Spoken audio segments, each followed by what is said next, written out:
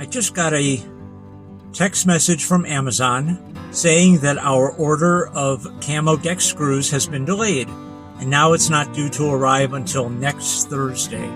I found them in a Home Depot about 55 miles away, and I'm heading over there right now. Good morning.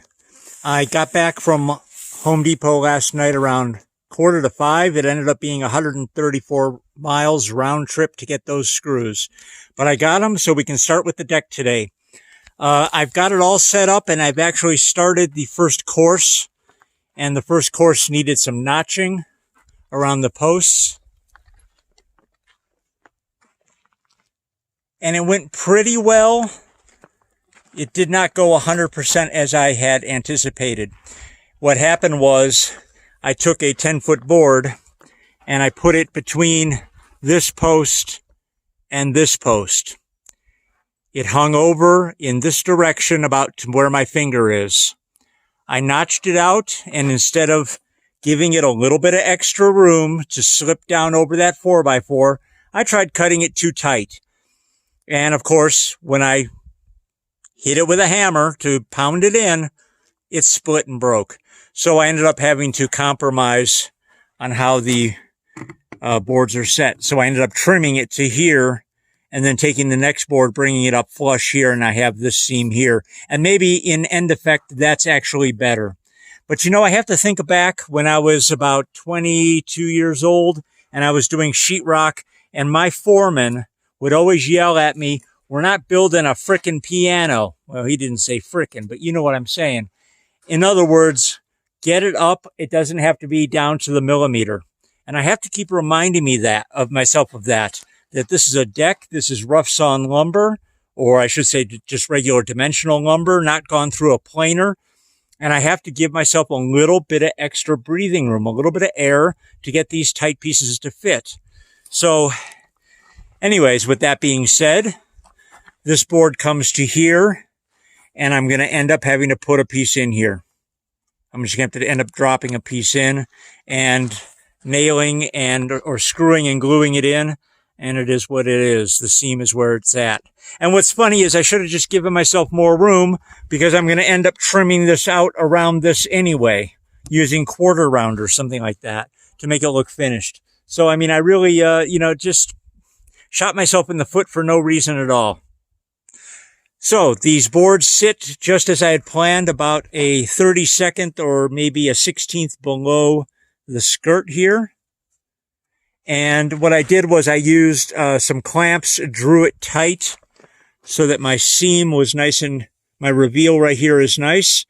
And then I countersunk screws. So my whole effort in the last video to prevent screw holes on the outside of the skirting, of course, was for naught. But okay, they'll get filled and painted.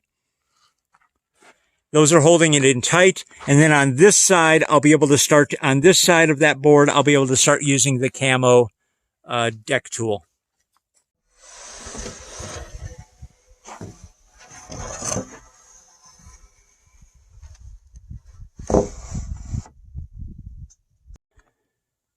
Using the camo tool and screws, I'm getting the deck boards down.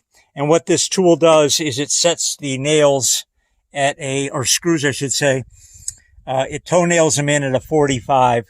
They say it's invisible, but it's really not, but it's much less visible than if I were to face screw it down.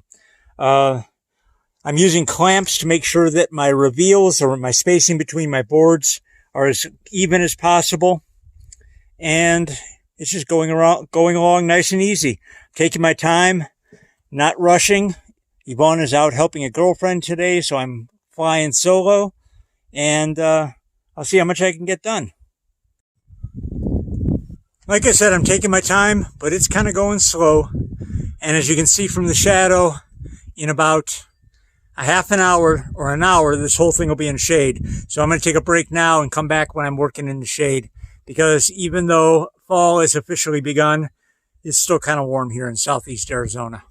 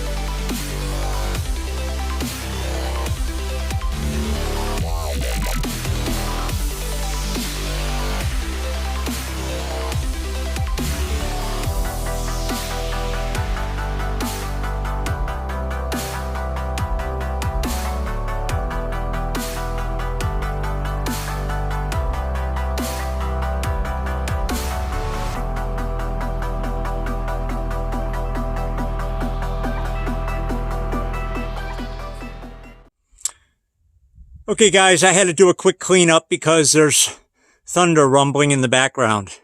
And they were calling for some rain around 4 o'clock. So better safe than sorry. I didn't get a whole lot done, maybe 25%. But I'm taking my time. I'm using clamps to make sure that my spacing between boards is as good as possible. There is a little bit of discrepancy in the board width and also the actual straightness. But I'm overall satisfied with the progress thus far. And that might be it for today. We'll pick this up tomorrow. Yvonne will be back, and maybe she'll give me a hand. Good morning. It's Sunday, and I'm back at it. It's dried up a little. We had rain all night. And I'm putting down a couple boards, and I'm really having a hard time getting my spacing to be even straight across the board. And I'm wondering what is wrong with me. Why is this not working?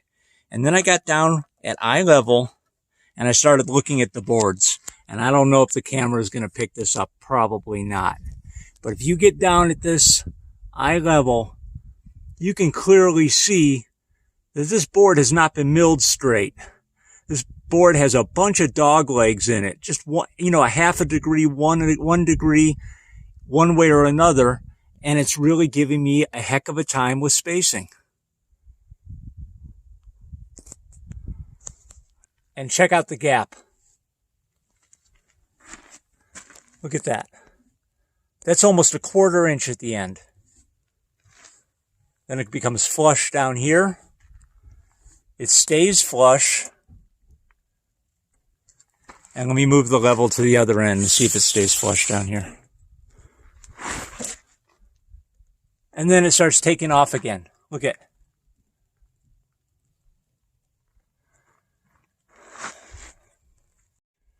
Chloe keeps trying to come out on the deck, but there are a few boards short. I'm telling her just be patient, almost done. Well guys, we had to call it a day. The rain is coming down. We got half of it done plus 3 boards. It's looking good, and you might hear the thunder, but we're going to have to continue this at a later date. Before I started the deck, I really considered buying a tool that is specifically designed for, I guess, not stretching, but kind of forcing the boards parallel to each other. And they run between $50 and $75. And I thought, you know what? I'm just going to see if I can figure out another way. And so what I ended up doing was taking a piece of 2x6, and I will secure it to the floor joists. And then using one of my clamps, I've turned it and created a spreader. It works. It doesn't work nearly as well, I don't think, as that tool would have, but I'm going to get it done. So all I have to do is set the quick clamp as a spreader in between that 2x6 that's temporarily fastened to the floor joist and the edge of the board, and I can then position it to where I need it. We had 3 rain delays, and otherwise it was good working weather. Wasn't too hot, wasn't too sunny. It was kind of nice. But we still managed to get about, I don't know, I guess we're about 80% of the way there. What I'm going to have to do is head down to Sierra Vista to either Lowe's. Actually, it's going to be Lowe's because Home Depot doesn't have it. And I'm going to get a 2x8 by 8 piece of redwood. And I'm going to have to rip it because, of course, that's not perfectly parallel.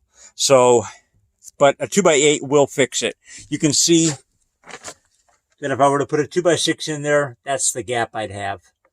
So, not a big deal. I'll go down there, get 2 of those, 1 for each side, and then we should be able to finish up the deck.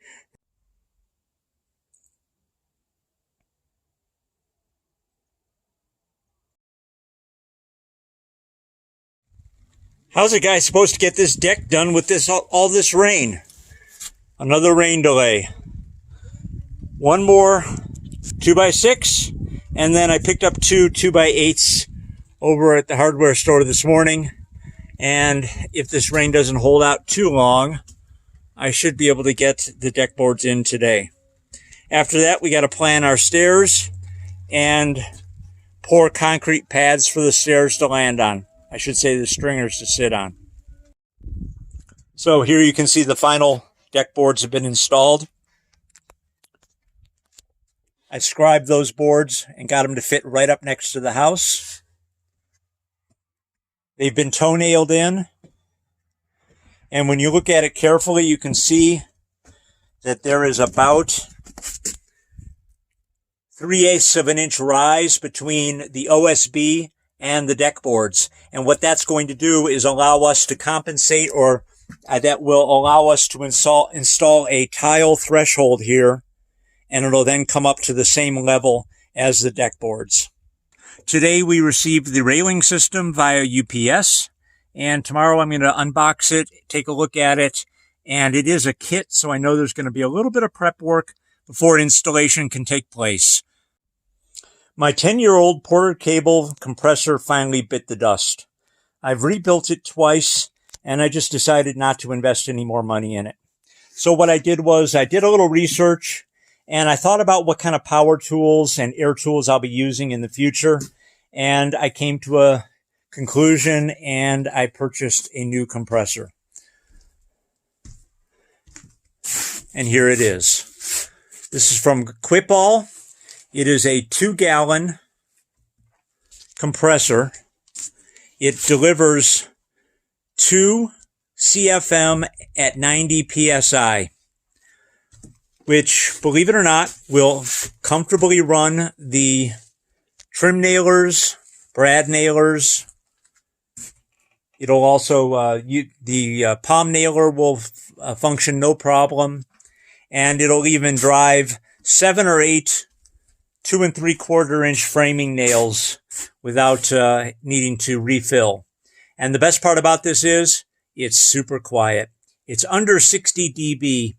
And tomorrow I'll plug it in and I'll give you a little demonstration of how quiet this thing is.